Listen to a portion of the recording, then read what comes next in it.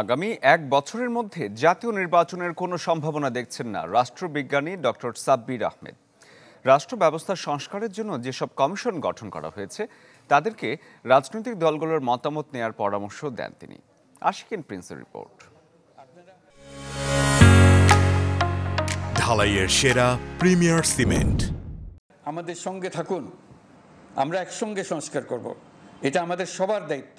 রাষ্ট্র সংস্কারে বুধবার ৬টি কমিশন গঠনের ঘোষণা দেন অন্তর্বর্তীকালীন সরকারের প্রধান উপদেষ্টা ডক্টর মোহাম্মদ ইউনূস, যারা কাজ শুরু করবে ১ অক্টোবর থেকে। ৩ মাসের মধ্যেই দেবে প্রতিবেদন। এখন প্রশ্ন হলো, কোন পথে হাঁটবে কমিশনগুলো? এই রাষ্ট্রবিজ্ঞানীর মতে সবার আগে দরকার রাজনৈতিক দল ও সাধারণ মানুষের মতামত নেওয়া।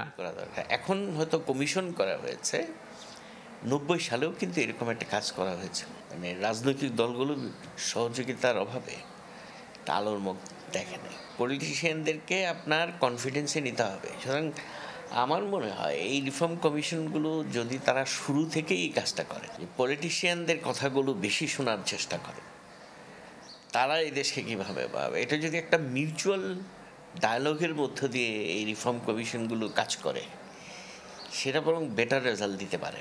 রিফর্মের কন্টেন্টগুলোকে যত বেশি জনগণের সামনে ওপেন করা হবে, হ্যাঁ, সেটাও আমার মনে হয় করতে হবে তাদেরকে।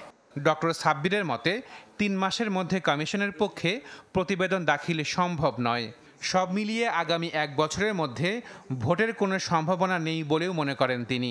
চূড়ান্ত রিপোর্টটা তৈরি করতে 6 মান্থেও এটা কাজ হবে না, এটা মিনিমাম 1 বছর সময় দিতে হবে। আমি অন্তত ওকে দেখি না 1 বছরের মধ্যে ইলেকশন সম্ভাবনা দেখি না। ফরেন পলিসির ক্ষেত্রে যদি একটা রিপোর্ট থাকে, সেটাও আমাদের জন্য গুরুত্বপূর্ণ।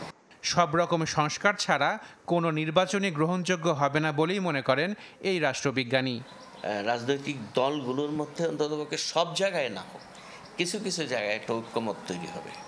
এই উদ্দেশ্যটা যদি না থাকে এবং এটা যদি রিফর্মের মধ্য দিয়ে না আসে, তাহলে আলটিমেটলি এটা কোনো রেজাল্ট আনবে বলে আমার মনে হয় না। Ashikin Prince, channel 24, Dhaka.